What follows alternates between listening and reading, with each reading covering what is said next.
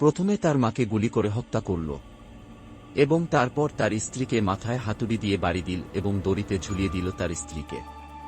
কিন্তু সে সেখানে থামল না, তার ঘরে শুয়ে থাকা ৩ সন্তানকে কোলে করে নিয়ে ছাদ থেকে ফেলে দিল। ঘটনাটি ঘটেছে উত্তরপ্রদেশের সীতাপুর গ্রামের। এই ঘটনার পর থেকে গ্রামের লোকজন খুব ভয়ের মধ্যে আছে, কারণ এই ৫টা খুন হওয়ার পরে অভিযুক্ত অনুরাগ নিজেই নিজেকে গুলি করে। দর্শক বন্ধুরা, ঘটনাটি ঘটেছে উত্তরপ্রদেশের সীতাপুর নামে এক গ্রামে। জানাচ্ছে যুবকের নাম অনুরাগ সিং ও তার স্ত্রীর নাম সুমিত্রা। এদের বিবাহিত জীবন ৮ বছর।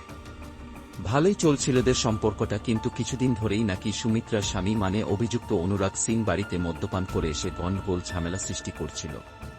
তার মা ও স্ত্রীর সাথে কথা ছিল যে তার বাড়ির সামনে একটু ছোট জমি ছিল, ওই জমিটি সে বিক্রি করে দেবে, কিন্তু তার স্ত্রী ও মা এটাতে বাধা দেয়, যার ফলে এই ঘটনাটি ঘটে।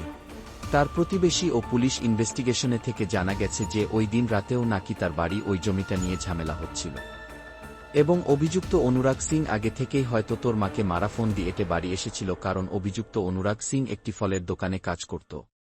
সে পিস্তল কোথায় পাবে?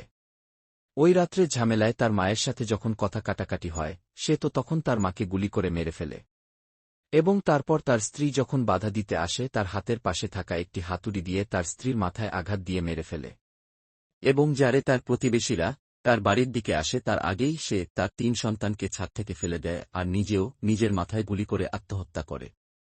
তারপর প্রতিবেশীরা এসে পুলিশকে কল করে এবং পুলিশ ঘটনা যে স্থানটাতে ঘটেছে সেখানে ইনভেস্টিগেশন করতে লাগে এবং পাড়া প্রতিবেশীর কাছেও শোনা যায় যে এটা নাকি তাদের পারিবারিক ঝামেলার জন্য ঘটেছে, যার কারণেই নাকি মুহূর্তের মধ্যে একটা পরিবার ধ্বংস হয়ে গেল।